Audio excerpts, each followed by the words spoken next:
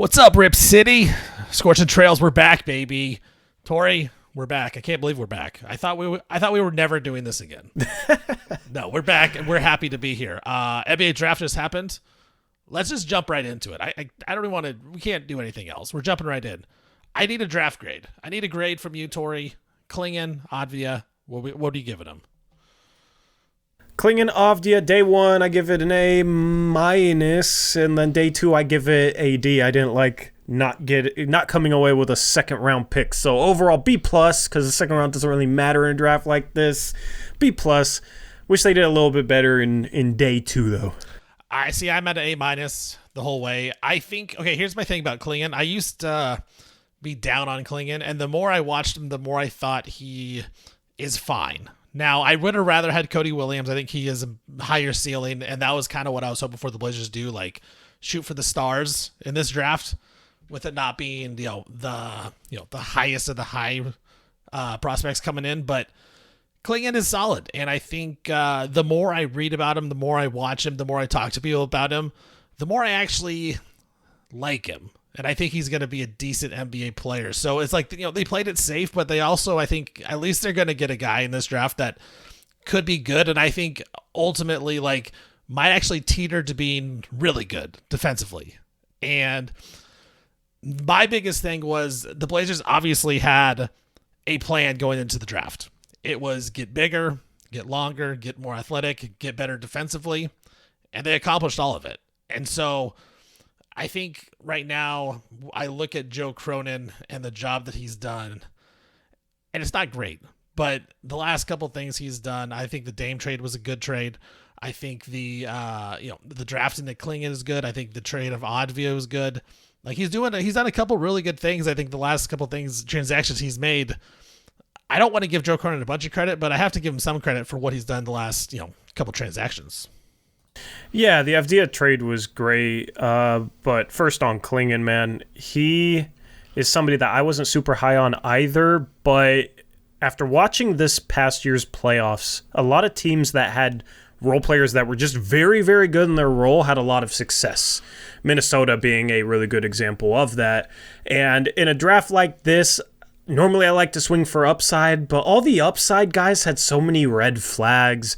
I like Cody Williams as well, but just, there was the lack of assertiveness question. There was, he shot 41% from three, but it was on very low volume. He didn't shoot enough threes. There's the fact that, okay, he finished decently, but he doesn't really finish strong. Can he turn the corner? Needs to get stronger? All these question marks with him. And if he answers them all, he's going to be a really good player, just like any prospect. If they fix their weaknesses, they're going to develop. But man, there was just so many upside guys that had so many red flags for me that I like going with someone that projects easily as a really, really good role player and potentially a defensive anchor, especially considering the Blazers gave up the worst percentage at the rim in the league last year, and you bring in a dude that's 7'2" without shoes, long arms, will be able to block shots, at least fix the rim defense. It's like, okay, they definitely improved day one. I think when Clingan's on the floor, you're going to notice a difference, and long term, that's a guy that at the very least plays a very specific role and really helps out your defense.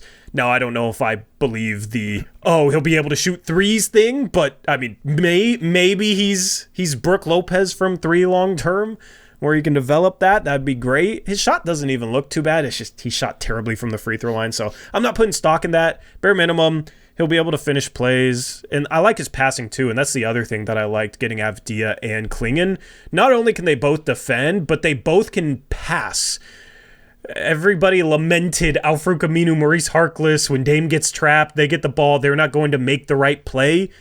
Clingan and Avdija will, and that's why I like defensive front court players that can pass the ball is hard to find, especially, 7th overall pick. You get that, but for Avdija, that dude was a steal, man. To be able to get a guy that can shoot, dribble, defend, rebound, probably 3 times better than Jeremy Grant, as well as pass the ball, that's your do-it-all wing. I mean, he has no weaknesses, and they've been looking for that type of forward since Nicholas Batum, but, hopefully Avdija can become even better than Batum. I know he had some of his detractors here in Portland. He was a little polarizing.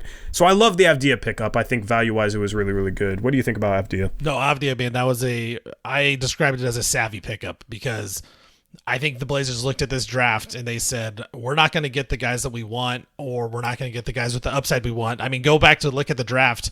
Everyone that was available at 14, all the guys that we kind of thought, all right, had high ceilings, but we're going to fall in the draft, they were gone, right? Like Ron Holland, Cody Williams, Saloon.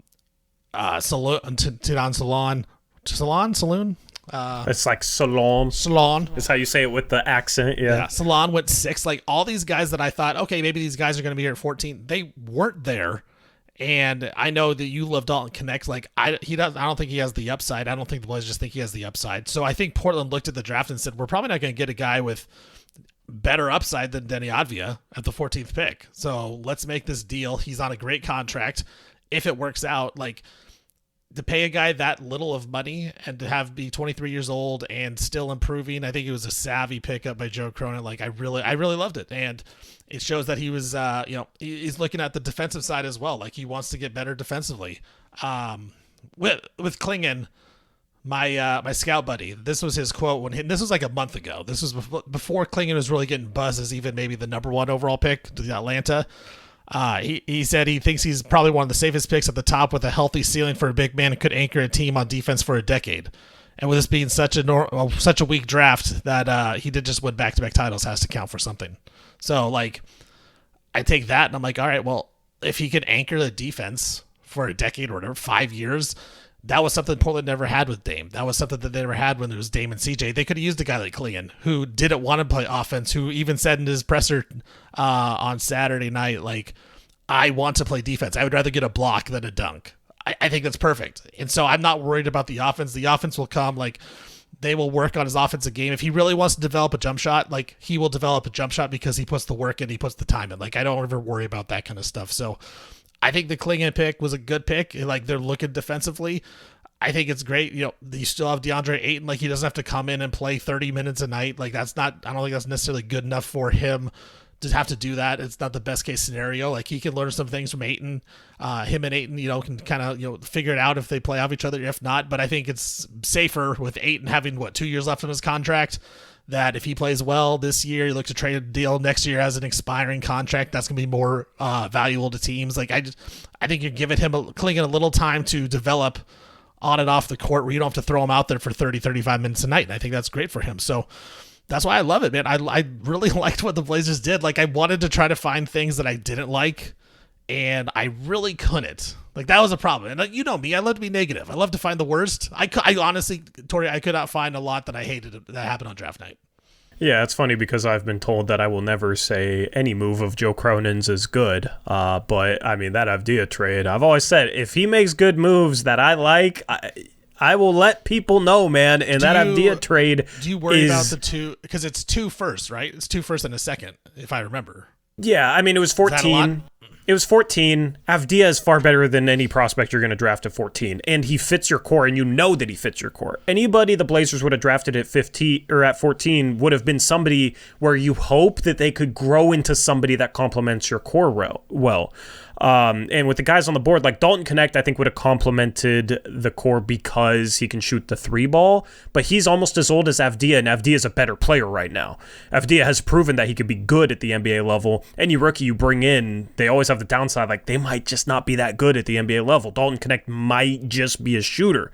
I have faith he can be more, but it's a lot harder to find a do-it-all two-way forward that can dribble and make reads and pass than it is to find a shooter.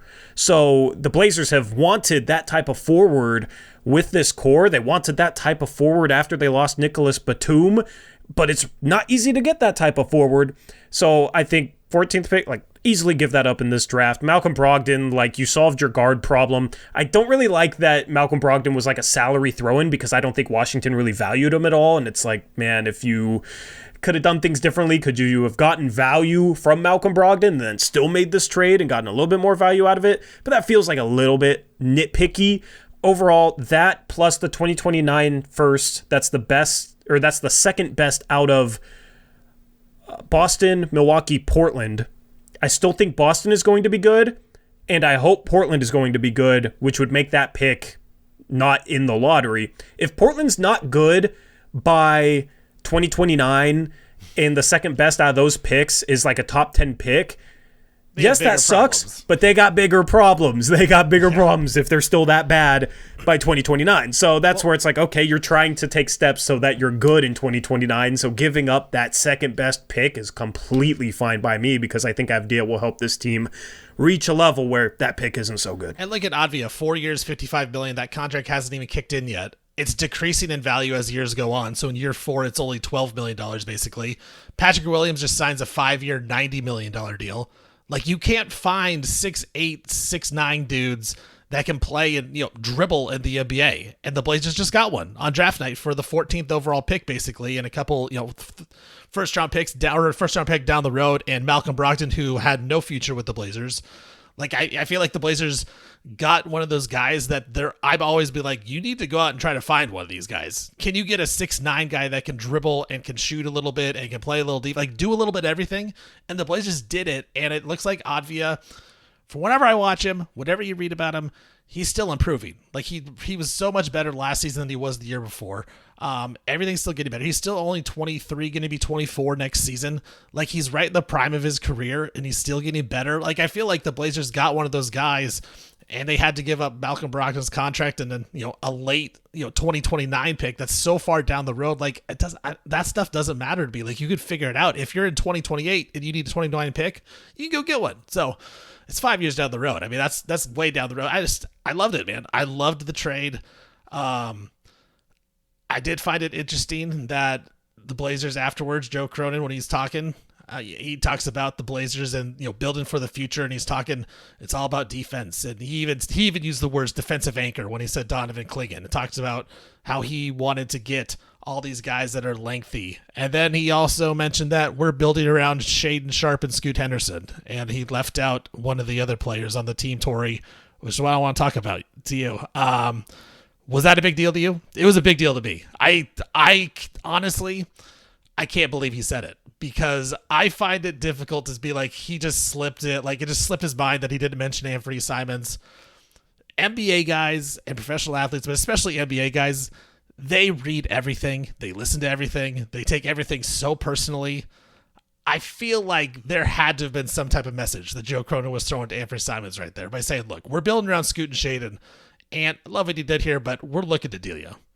Yeah, man, it's tough to read into comments like that, because on one hand, when GMs start naming names, if you forget anyone, it's going to seem like it's on purpose, or, man, the GM doesn't care about this guy to name him along with the other guys, right? And it's tough. You're in a press conference to try and answer a question. You're trying to make a point. Obviously, Scoot and Shaedon are a big part of this team moving forward. But if you say that, it's going to be, okay, well, what about the other third guard who averaged 22 a game last year, and Anfernee Simons? You're paying him $25 million a year. He's still 25 years old. He's still young enough to be a part of the rebuild, but you didn't name him.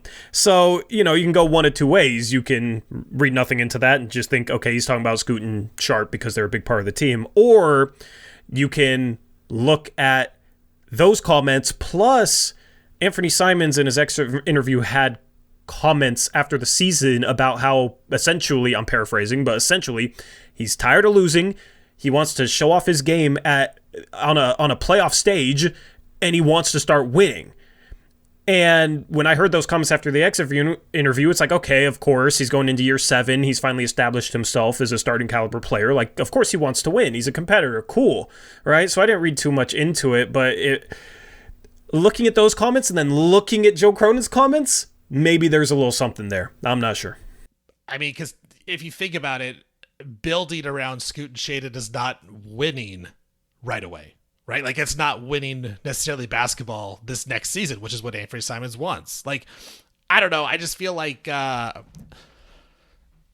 Cronin is not the best public speaker.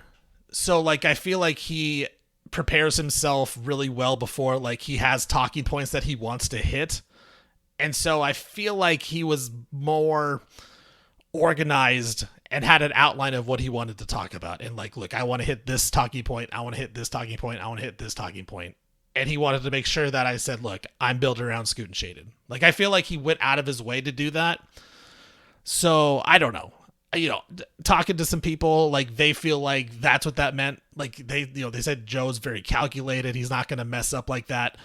I tend to believe it. I don't know Joe Cronin, so I don't talk to him, so I have no idea how he really is. But just talking around to people, it seems like, from what they say, Cronin wouldn't make that type of mistake. Like, I don't like he did it on purpose. Like there was some type of message there of, look, we're getting ready to deal him, or we're going to deal him, or something like that.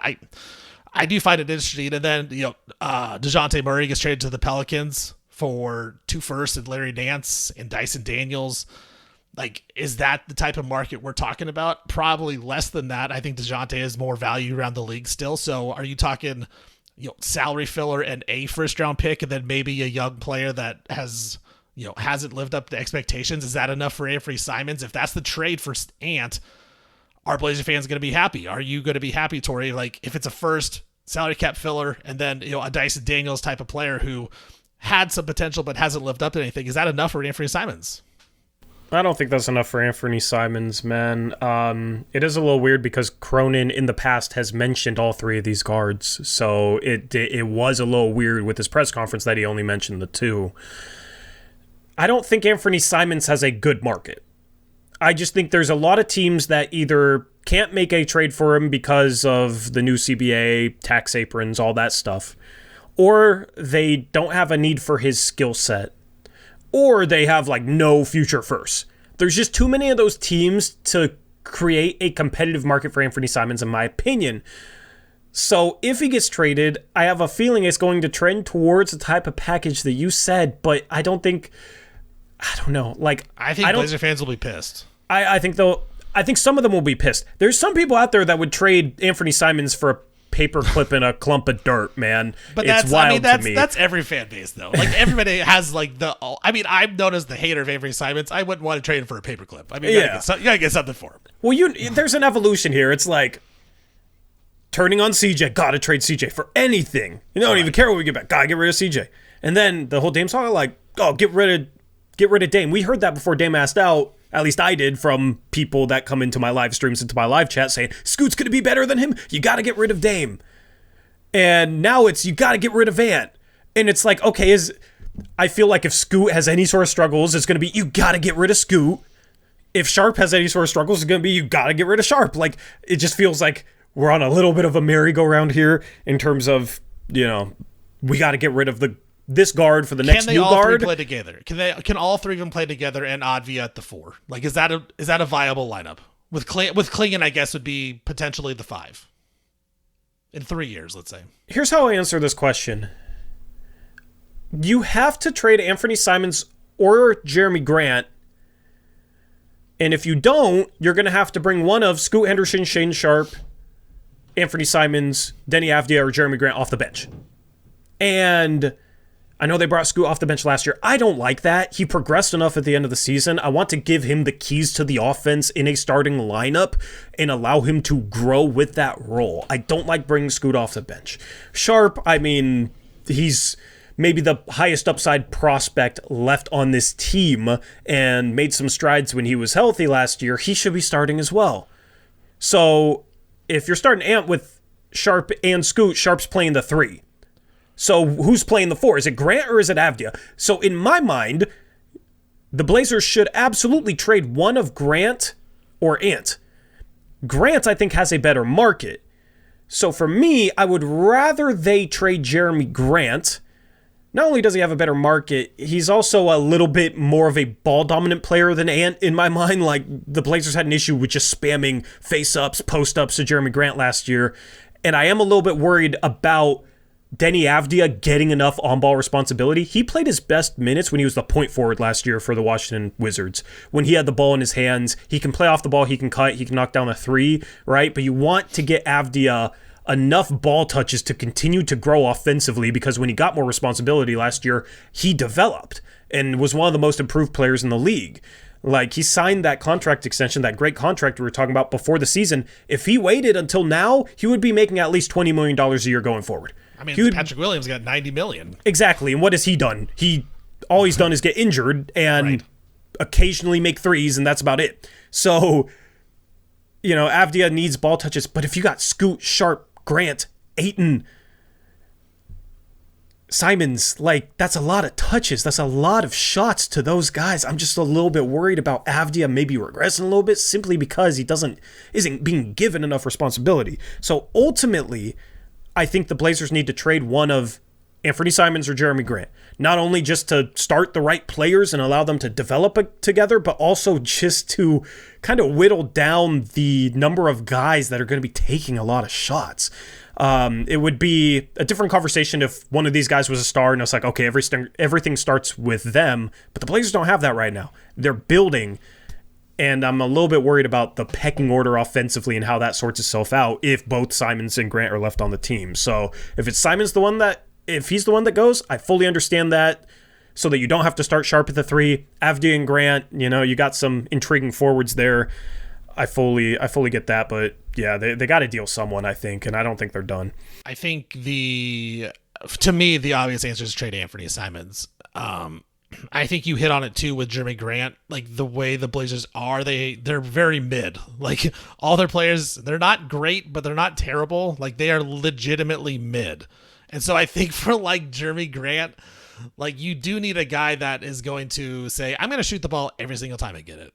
And like Anfernee Simons doesn't do that. Like, he doesn't have that aggressive nature to be like, give me the ball. Like, he hasn't developed that yet. I wonder if he will. If he will, he could be great, but I don't know that he ever will. I think Jeremy Grant has that in him where he says, look, just give me the ball. I'm going to post up at 18 feet and take a terrible shot because that's what we're going to do. And it's my turn to shoot. And I actually do think, like, in the NBA, that is important to have a guy that scores 20 points a game that's inefficient on a bad team for the Blazers. So, like, I think obviously Scoot and Shane Sharp, like, those are the guards you have to build around. If the Blazers are going to be good ever, it's because Shane Sharp turns into a star and Scoot Henderson turns into a star. I don't see a spot for Anfernee Simons, who's the 6'3" shooting guard that isn't quite a point guard, doesn't play great defense, but can get 22 a night. Like, yeah, that is valuable.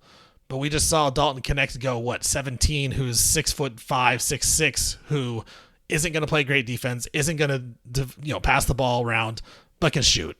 Like, it's a taller Anfernee Simons. Best case scenario for Dalton Connect. Like, you can find guys that can score points in the NBA. We've seen that. And so I just feel like a guy at 6'3", doesn't play defense, doesn't do much else. Like, he's going to be the odd man out.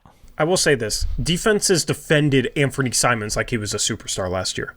And there is the question about if you had a little bit more around him where he had teammates that could make defenses pay for completely loading up on him, then how much better would Anfernee Simons be? That's true. That's a good point. A lot of people that want to keep Anfernee Simons and struggle with the idea of trading him, it's like, okay, what? You might get, I don't know, Anthony Black and a first-round pick for Anfernee Simons, and then he goes to Orlando and he could become a 25, 26 point per game guy, maybe be an all-star if Orlando has a really good record because he would fit that team really well. And then it's like, okay, well, you don't have a... Yeah, you don't have a star, and you just traded a guy who was ready to become a star, is defended like a superstar last year, and just needed a little bit more around him to truly blossom. Because if you look at any gravity metric, on-ball, off-ball gravity, Ant's top 10. And, I don't like sitting here saying, oh, well, he'd be a star if he had better teammates around him, because you're either a star or you're not, right? And if you're dependent upon having certain guys around you, you're probably not a star. How many times did we see Dame carry crappy supporting casts and put up 50-point games? He did it because he's a legitimate star. So I don't think Ant's quite at that level. That's just where people struggle. And with his trade market, man, if Orlando can pull off a miracle and get Paul George, like, they're probably not in the market for Anfernee Simons anymore. What teams are in the market? And that's just where I struggle with the idea of trading Anfernee Simons. It makes sense from a roster balance standpoint, and it makes sense to trade one of him or Grant, but at this point, I almost feel like you can get back more for Grant, even though he's older and on a bigger salary, and I don't think Grant's better. But isn't that the exact reason why the Blazers are never going to get enough value for an Anfernee Simons then? Like, exactly what you just said. Like, you just talked about how good he is, how he can help a team, but there's no teams that are in the market for him. So, like, what is that actually, like, what's his real value then? I think a lot of that is due to situations across the league. And you would hope that those situations develop in a way where you do have more of a market for him. And it's basically, to me, a lack of demand, not because Anfernee Simons is not a commodity, just because there's not enough demand because these teams either aren't capable of trading for him, aren't capable of trading first, their salaries are super bloated, and then the teams that maybe could trade for him and have assets and have wiggle room under the luxury tax, they are the teams that have a good offensive guard, is how I've seen things. Who plays like Anfernee Simons that is on a really good team that's competing for a championship? Like, is there anybody out there? Like, I'm trying to think, like, nobody on the Celtics is like Anfernee Simons. Kyrie, I guess, but Kyrie is so much more elite with the basketball than Anfernee Simons is. Like, who on a really good team fits an Anfernee Simons role? Like, who has a guy like Anfernee Simons? I don't know. I'm trying to think. Like a 6'3" guard that just scores, and that's about it. And mostly off shooting, not even getting to the rim. Jalen Brunson, maybe you could say, but is kind of like more that. of a. But Brunson's he can pass. He's more of a distributor than Anfernee Simons is. Ant averaged 5.5 assists a game. I feel like his playmaking is a little bit underrated. He's passing to just crap teammates. And also, it's just like the Kyrie thing. Like, Brunson is so much more elite at creating his own shot than Anfernee Simons. Yeah, no, I don't disagree with that. I mean, the whole thing with Ant is like, okay, is he done growing as a player? Right. When he's being defended like a star, okay, what does he look like in a little bit of a better situation? Because it may be easier on him to put up 25 points per game, but also if he's playing next to better teammates, is he like Donovan Mitchell? Is he going to get lower volume? Yeah, I mean, Donovan Mitchell might be a good example of that. He's more elite than Anfernee, but like... Yeah, of course. Like if you're asking the question, Maxey. like what players like Maxey is a good one, like all these guys are better than Anfernee, but Jalen Brunson at Anfernee's age was not viewed as a star, right? Like he was a little bit of a late bloomer in the NBA, and what did he do? He went and got his own team, and then got good enough teammates on his team, and grew as a player. So I don't think Anfernee's done growing yet, and that's the problem. Is like the Blazers are in the search for a star. Anfernee Simons, 22-5, decent efficiency, guarded like a superstar last year. So to a lot of people, it's like, oh man, he's close, and if he can continue to grow, there's a chance that he's better than Sharp or Scoot ever are. But that's my point, is that you can't find these guys on really good NBA teams because they don't necessarily want them. Like, they want guys that are bigger that can do that, or they want guys that can play defense and can do that, or they want guys that are that size that are really good at distributing the basketball. Like, Anfernee Simons is not good enough at distributing the basketball, or not good enough on defense. I will say Jamal Murray has those same issues. Yeah. And that he just won a championship. Like, I think teams are constructed differently. I don't think there's any, this type of player can't work, or this type of player is something that you absolutely have to have. You just have to be a good basketball team. Right. So, if you got 4 really good defenders on your team in your, 2 through 5 spots, like the Orlando Magic, hypothetically, they got a really good defense. They need shooting. They need shot creation in the backcourt. And then Anfernee Simons there, even if he's the point guard, doesn't have to be a full-time point guard because Banchero and Wagner handle the ball. So that's a really good Ant's fit. Not good enough to build your team around. Like, you have to build your team around him. Like, he should be the finishing piece. But there's not many teams that need the 6'3" guard that can only score. Like, he's not good enough to be like, we're going to build our defense around him because he struggles on defense. He can shoot, though. And that's a commodity in the league. Like, he is one of the best volume three-point shooters, off the dribble, off the catch, off the move. Like, he's a versatile three-point shooter. So, like, he can play off Banchero and Wagner, because those guys are big. A lot of times you have to send a second defender. You have to send some help. If that's Anfernee's guy, like, he's going to make teams pay. He's just, he really is, honestly, such a unique player. Yeah, it's just one of those guys where it's like, he should be able to be elite off the ball and then really, really good on the ball when he needs to be, and can be a 22 point per game guy that way. Unfortunately, like last year, it's, he has to make everything happen out of ISO, defense is loaded up on him, but I also think that could have been good for his growth and could be good for him down the line when it's a playoff series and, Banchero is being guarded by Tatum, who's, and Banchero's maybe having a bad game, and then Wagner maybe is not hitting threes or whatever. You got to give the ball to Ant, but he can go make something happen. because he has those creation reps. He's Instead grown of- in that regard. But instead of it's giving not it to something where you have Suggs. to. Yeah, I love Suggs. I love Suggs too. His but defense great. He's not that type of guy offensively. Like I thought he That's was what I'm going to be. saying. Like Ant would be the perfect spot there because the Magic go to Suggs in that situation, like the fourth or fifth option. Oh, here, give it to Anfernee Simons, and he's going to be so much better. Exactly, because you don't want to like rely on him as your number one. You just want to be able to turn to him when you need to. And that was the thing with CJ. Dame had a bad game 7 against Denver in 2019. CJ put 37 on the board, won him that game. And Anfernee Simons, I think, is like that type of player that can help teams win playoff games by being able to put points on the board. You just have to have enough defense around him, and you have to have other playmakers because he's not just a pure point guard. So it's just, and that's what we've seen with CJ. He never filled that either. Like we thought maybe he'd go to New Orleans and become a better distributor. He's not. He's the same thing.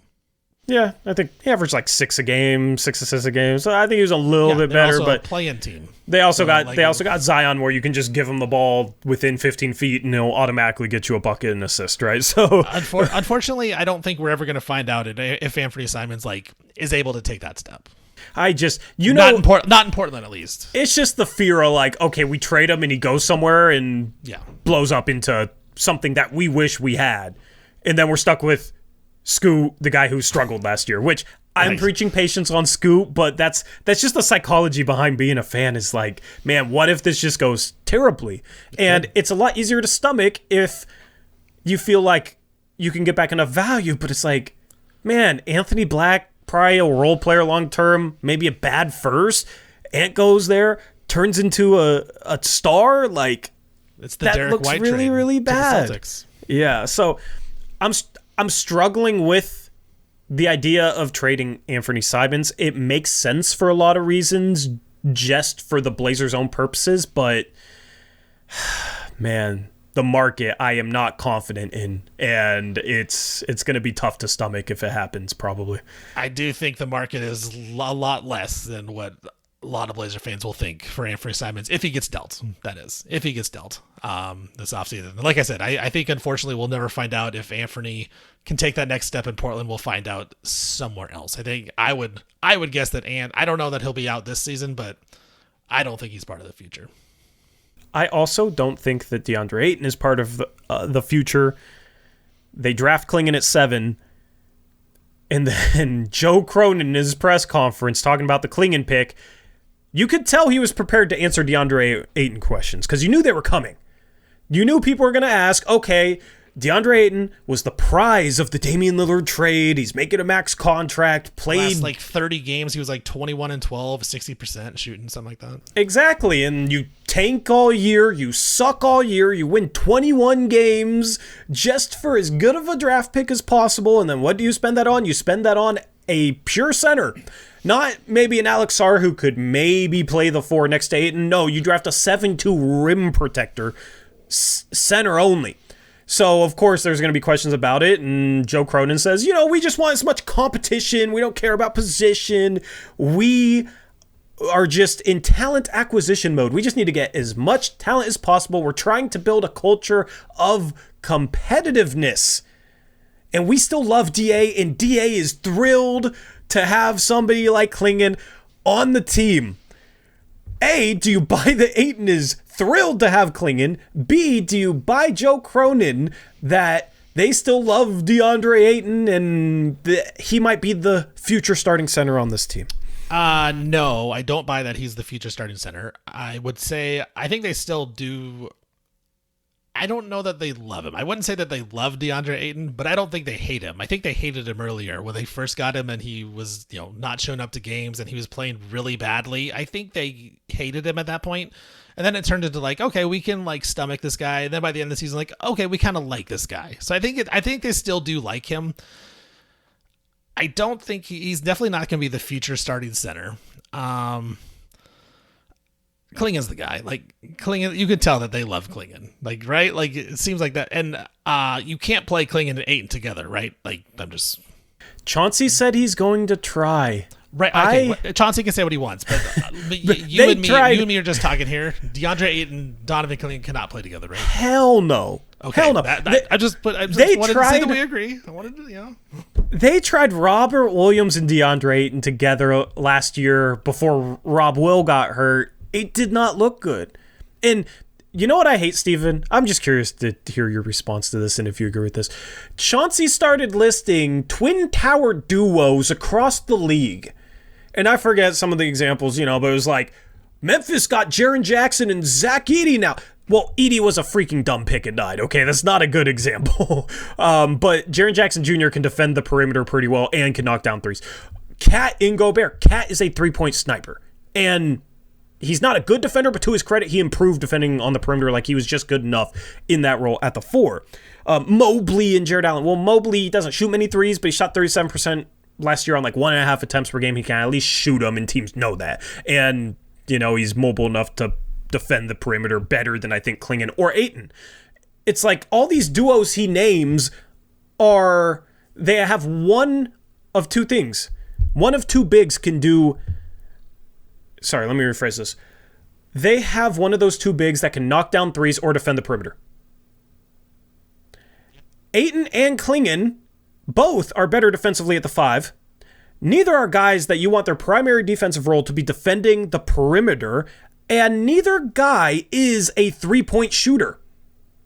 Ayton did not attempt a single three until his 41st game this season, when the Blazers were a terrible three-point shooting team already and were awful offensively.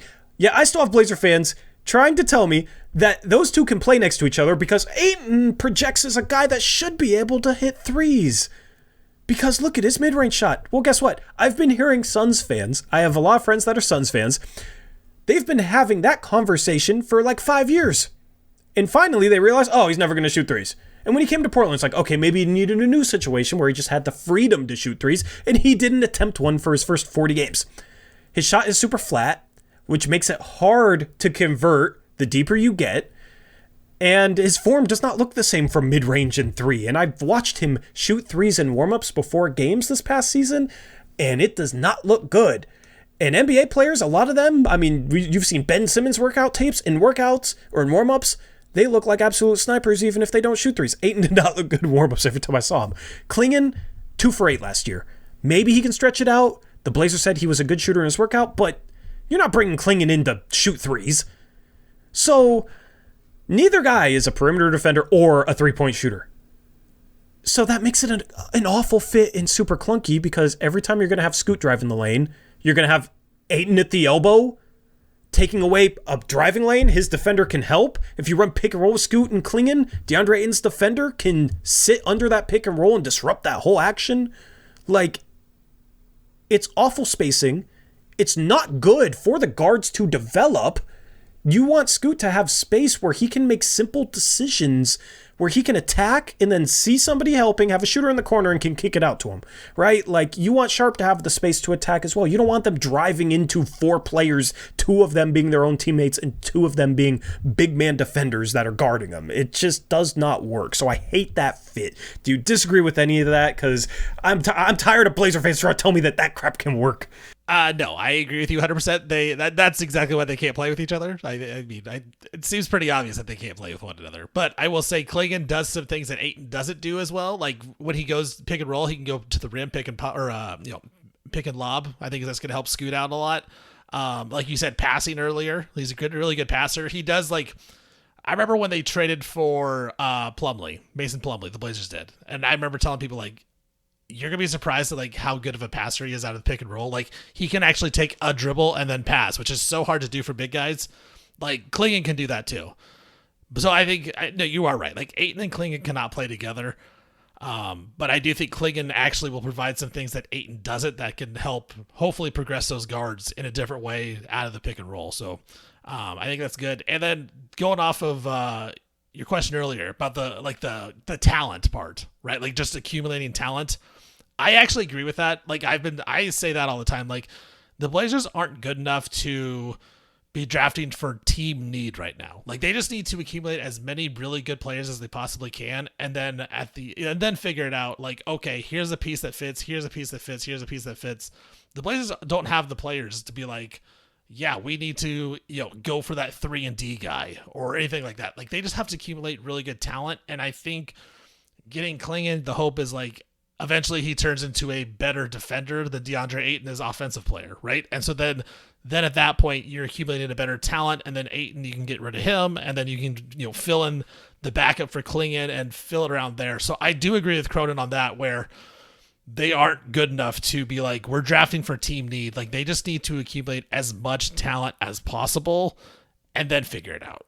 At least that's my theory in the NBA is like, yes, like team basketball is a big thing, and I do understand team fit, but right now for the Trailblazers, it's not great. But I will say there is one positive. I have thought of one thing. If Ayton and Clingan play together, there's one good thing that they will do together, actually. And that'll be that they will be so bad that the Blazers could have a better chance of getting Cooper Flag. Yeah, I am all for that. And listen, I agree with that in a vacuum. One pushback I have is there is something to be said about having a cohesive enough team whose pieces fit well enough in order to properly develop the talent that you do bring in. Because if Scoot's playing next to 4 non-shooters, what's he supposed to do? He's not going to get good, proper NBA reps driving the lane, collapsing the defense, and then making the right reads, because he's going to collapse the defense, and the read's going to be, oh, this dude's left completely wide open in the corner because he can't make a shot. So what's Scoot supposed to do? Just drive into 4 guys and then keep passing it to somebody that just breaks every 3? Like, that's not good development. That's an over-exaggerated example, but I think there's a certain level of cohesion you need in order to properly develop players. No, you're totally right. I mean, there is roster construction also there, so you can't just get the same guys over and over. So you are right on that. I had this thought about Donovan Clingan real quick. Watching Derek Lively, could he have a Derek Lively type impact?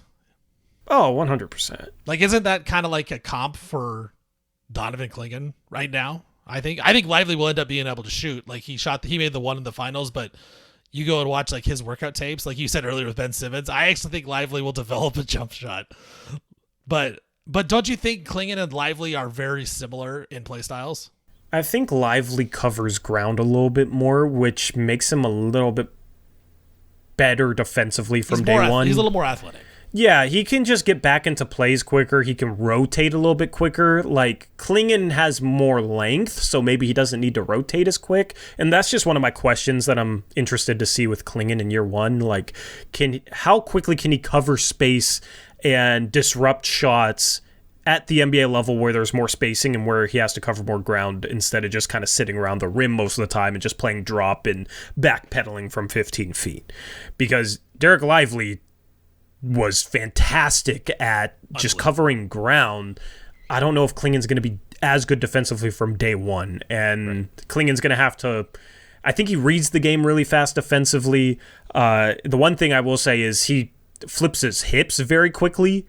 And that's something that's underrated in big men. Like, in order to run a different direction, you got to be able to turn first. And that's something Clingan does well. I don't know how much I like Derek Lively as the comp, because he's just more athletic, quicker, and that allows him to play a little bit more like a hustle big, where I think Clingan is more so in the mold of a Rudy Gobert. Okay. All right. I was just thinking, a little bit, lob threat at the brim. Lively, as of right now, like, he's not great outside of, 2 feet. So I don't know. I just had that thought. I was thinking about it when I was, you watch the finals and you watch Clingan, and you're like, maybe it's Derek Lively. That's a nice little fit if it would be. But I'm with you, man. I want to find bad things to say about it, Torey. I like the Clingan pick. I like the Avdija trade. Am I wrong right now? I mean, listen, Am I being too much of a homer?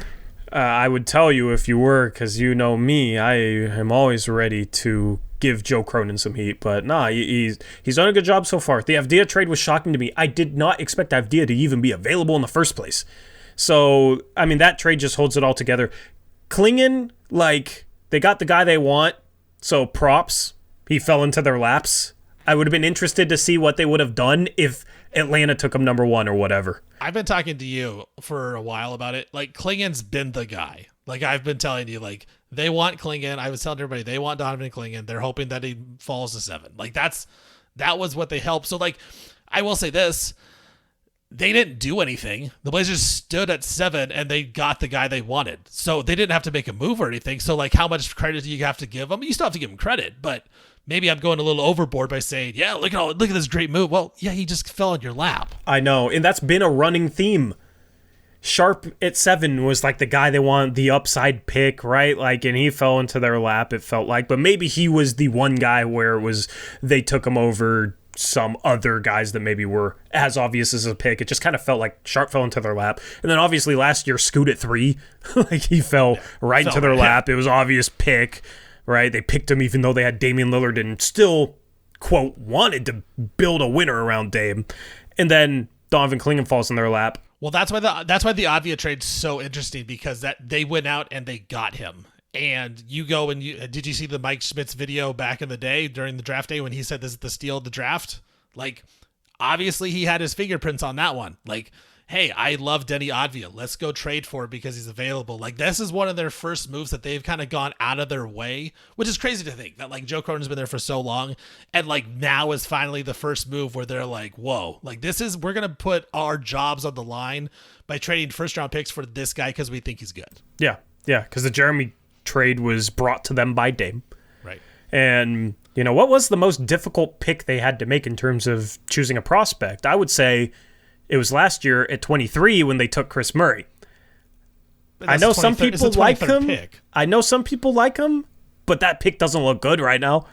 No. That pick didn't look good to me at the time. I thought it was a terrible pick at the time. And then everything I saw in the past year just confirmed that. Like, why, going into a rebuild especially, why not just take a chance on a boomer bust guy? And then if he doesn't end up panning out, you can say, well, at least we thought he had upside. We knew he was a risk. He didn't pan out. Okay.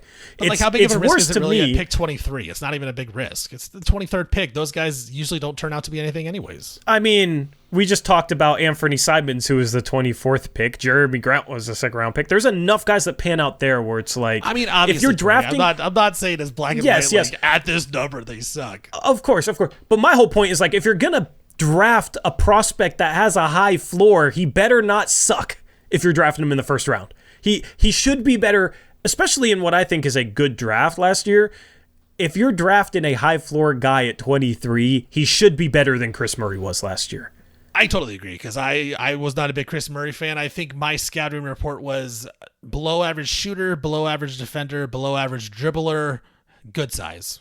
Yeah. That's it. I mean, that was my thing. You identified a dude in that range. You went a little bit higher, but Jaime Jaquez was your guy, and look. But of course, Miami, see, they're a team that consistently turns late first-round picks or two-way contracts or whatever into guys that help them, guys that produce for them.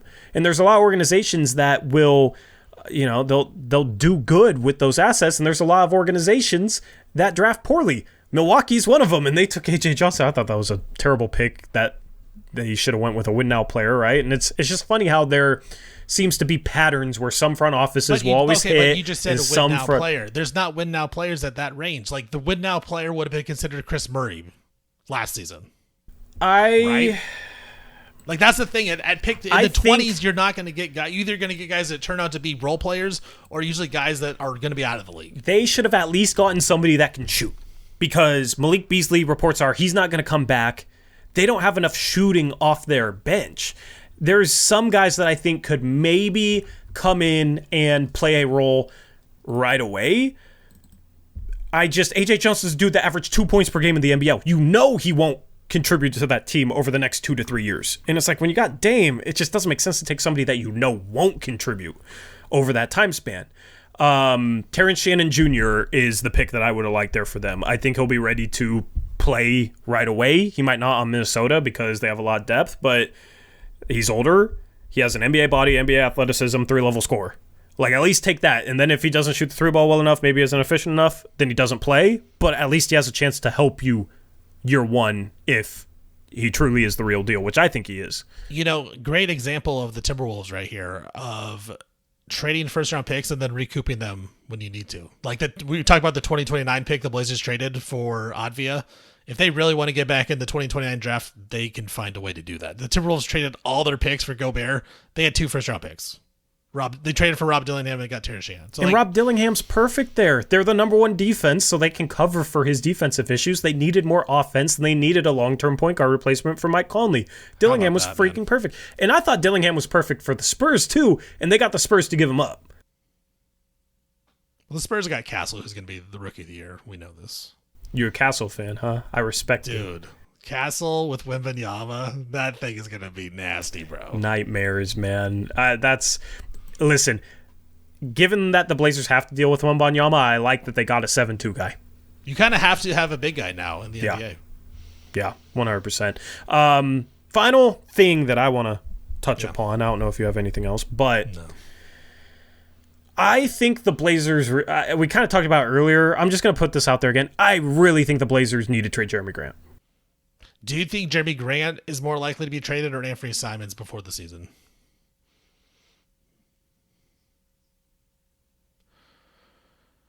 What about, okay, let's, because I agree with you. Before the season, I think it's Anfernee Simons, but let's say both are on the roster going to the trade deadline. Do you think at that point Jeremy Grant would be more likely to be traded at the trade deadline?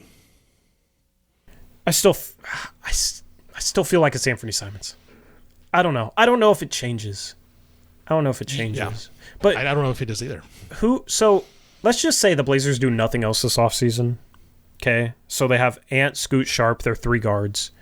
They have Avdija at the 3. They have Kamara at the 3. They have Banton at the 3. And they have Matisse Thybulle at the 3. And then at power forward, they got Grant. They got their first-round pick last year in Chris Murray. They got Jabari Walker, who had some good minutes last year. And then at center spot, you got DeAndre Ayton.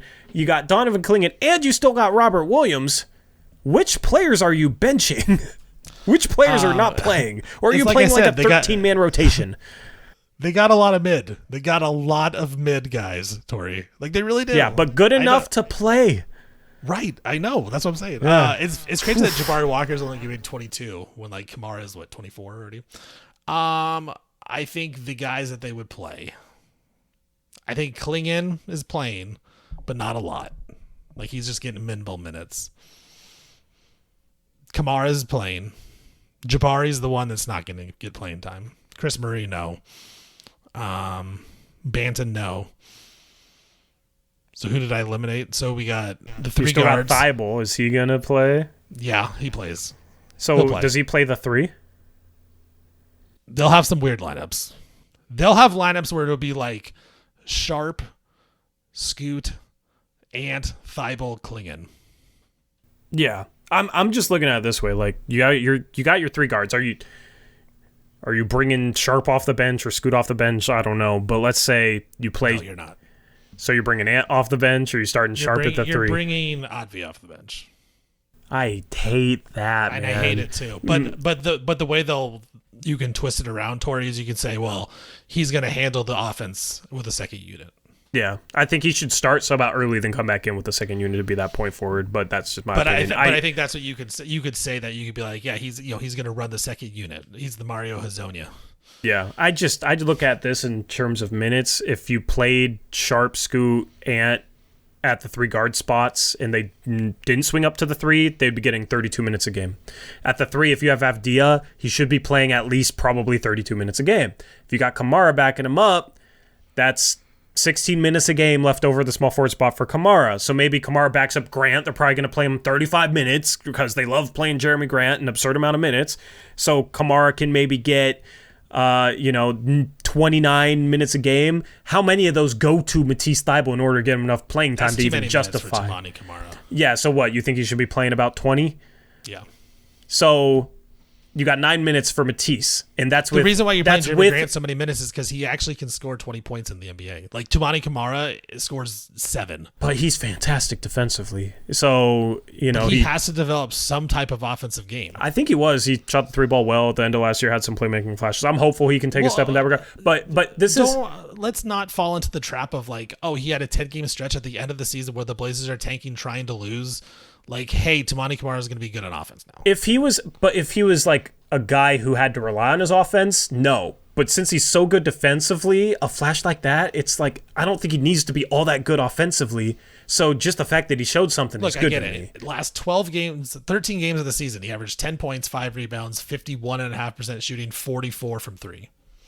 And we don't need him to shoot 44%. We need to shoot him 36%. So if that can be a sign of any sort of progress, because he shot, 33% from 3 on the season, I don't think he's that far away from being good enough offensively that it doesn't hurt you, and then his defense is going to help you. So that's how I view Kamara.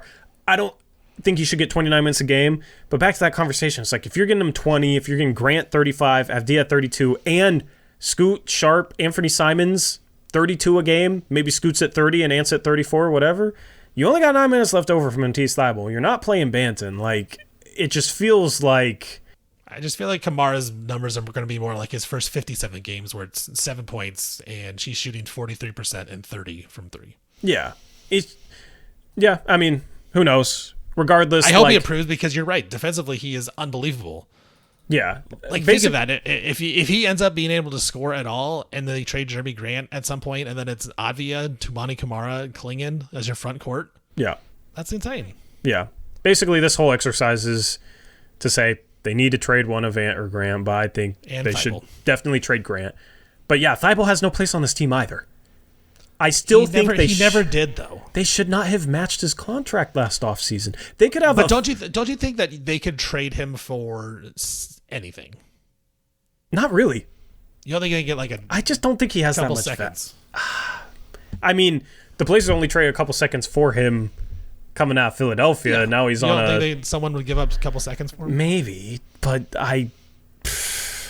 what contract are you taking back? Because you're probably taking back another mid player that's making $10 million a year. It'd just be easier just to not have them. I mean, you can always trade for second round picks. Every second round pick gets traded. Like, you could always trade cash for second round picks. The Blazers just sold the 40th pick for straight up cash. 2 separate dippings of cash. Jody got to pat her pockets. So I don't know. I just think Matisse Thybulle doesn't really have a place on this team moving forward. And ultimately, I'm curious what you think about this. With Avdija's contract being as good as it is, I am all for getting first-round picks and expirings back for Grant, for Ayton if you can, for Simons, for Rob Will, whatever you can get for him, even if it's 1 single second, and for Matisse Thybulle. Because ultimately, if you're able to get off those salaries in the next couple of years, you still have a really good young core with Scoot, Sharp, Avdija, Clingan, Camara, whoever the Blazers draft next year. Maybe it's 2 guys they draft next year if they get back a 2025 first in one of those trades. And if you have a core like that, without any of those extra salaries, you have a bunch of future draft capital, and they could have like $100 million of cap space. Now, I'm not sitting here saying like, oh yeah, then you go and sign LeBron and Kevin Durant and free agency or whatever, you right? You gotta get Brodny first, though. Yeah, you gotta get Brodny. But more so, it's like, okay, well, you can maybe sign somebody who's a free agent early in their career that could be a complementary part to their core, right? So you get assets back for Jeremy, and then maybe you can go out there and sign someone that maybe isn't as good as Jeremy, but can kind of replace a little bit of that scoring. So at the end of the day, you're up in terms of your assets. But also, it's just you can take on salary and get back assets. It just seems like the right move. And part of the reason why that's even possible is because you have almost an entire starting lineup, maybe an entire starting lineup of guys on really good contracts with Scoot, Sharp, Camara, Avdija, Clingan. If the Blazers draft at the top of next year's draft, they're going to get somebody who could be a star, and he's going to be on a rookie contract for 4 years. They could have so much flexibility, so much draft capital to go along with a really good young core. I think that is what they need to pursue. And I'm just worried that they're going to keep Jeremy Grant around for 2 to 3 years, and DeAndre Ayton's going to be here too long, and then maybe they lose Ayton for nothing when he's a free agent in 2 years because he knows Clingan's coming for his job. Like, that's the path I'm worried about them going. They're set up to put themselves in a really good position. They just need to trade the vets. What do you think about that? I agree with you. I think a Clingan Ayton combo, you don't think that can work going forward? Like, as a two-headed monster? I think year one it's fine, but ultimately you need multiple big guys in the NBA now. Yeah, but I don't like, because Clingan's not gonna look, as much as I like Clingan, he's not gonna be a guy that you can go out there and play 30 minutes a night. I think he can. And Ayton, I think Clingan can be a guy you play 30 minutes a night. How many minutes a night does Gobert play? You don't think he can become as well conditioned as Gobert? It's not that. I just don't. I think there's so many big guys in the NBA that it's all matchups, and so I actually think like having DeAndre Ayton and Clingan as like a combo is fine. I think it's stupid to spend a number 7 overall pick on a guy that might not even be able to play half the game. Like, who else? I mean, there's nobody in the draft. What are you gonna do? Draft Zach Edey? He went 9. I not draft Zach Edey, but Cody Williams could be a really good starter that plays 32 minutes a game. But they just got Deni Avdija. They don't need Cody Williams. Matas Buzelis could be a really good starter that plays 32 minutes a game. He also shot 24% in the Yeah, G League. they have problems, but it's like if you're going to draft somebody in the lottery, you're drafting somebody to be a starter that plays more than like 22, 24 minutes a game. All I'm saying is look at even the Celtics. They were like Horford and Porzingis, like they're splitting minutes. Daniel Gafford, Derek Lively, they're splitting minutes. I mean, Porzingis can't stay healthy. That's a problem.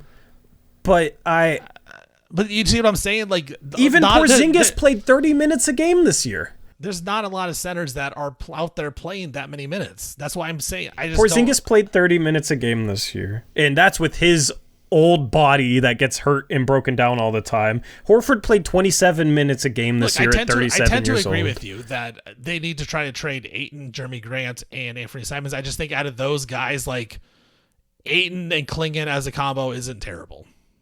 I wouldn't hate it going forward. Like if I'm looking at the team in 4 years, like they re-signed DeAndre Ayton, I could see that happening, and I wouldn't be terrible. I don't think Ayton's going to re-sign if he's only playing 24 minutes a game, right? Because I don't either. I'm just saying best case scenario. If they can't play together, they're going to average 24 minutes a game. I just think it's kind of silly to spend a max contract and a 7th overall pick on 2 guys that are going to average 24 minutes a game, especially when I think it's going to be clear that Clingan is better for team success than Ayton, and Ayton's not going to like his minutes getting cut into with free agency coming up in 2 years. It's very true. You're throwing a lot of hypotheticals, though, and I'm just saying, in general, I think you need more than one big guy. And they play differently, is the thing. They have different styles, so I like that. I don't want to have 2 guys of the same exact style. That's what I'm saying, is if you could get them both to buy in,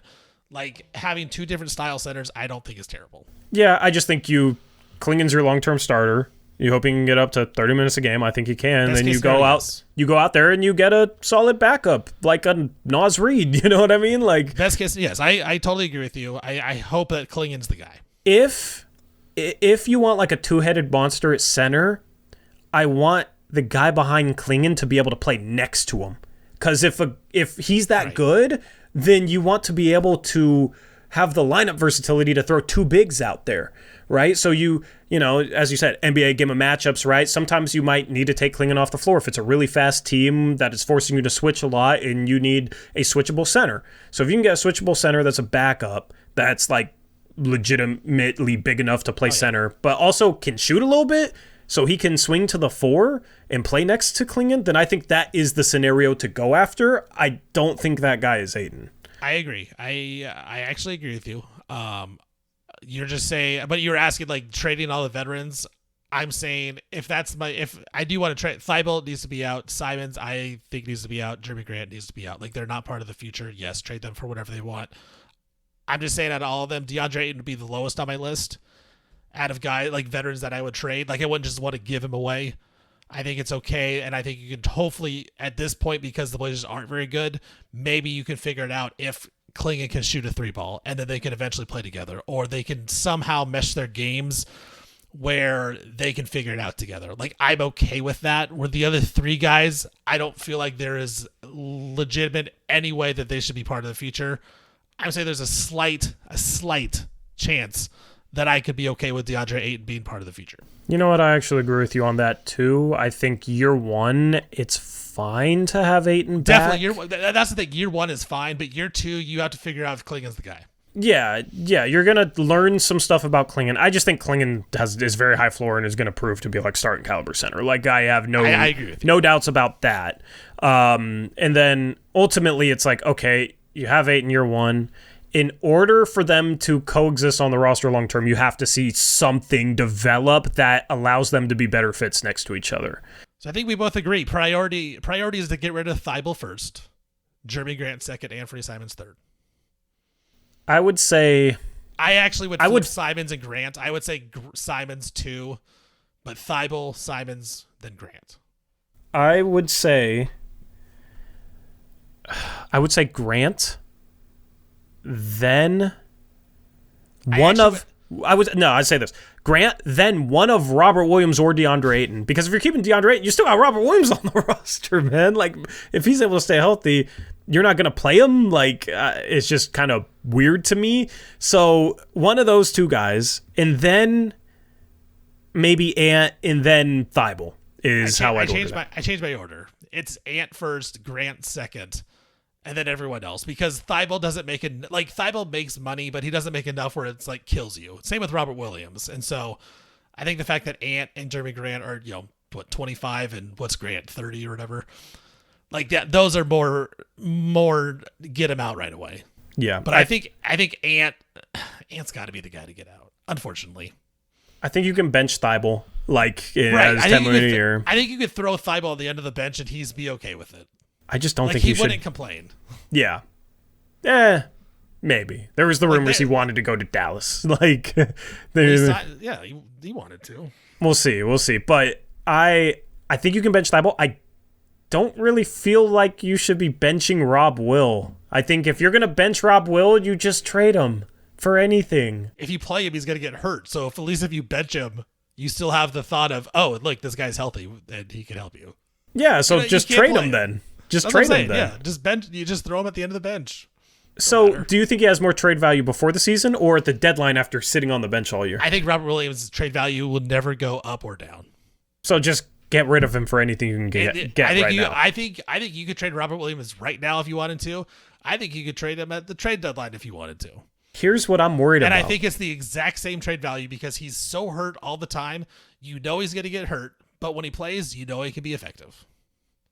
Yeah, but he's never going to have a stretch where he's healthy. What I'm worried about is if he is healthy, Chauncey's not going to outright bench him, which means you're going to see more Ayton next to Clingan in year one, which I'm okay with both those guys.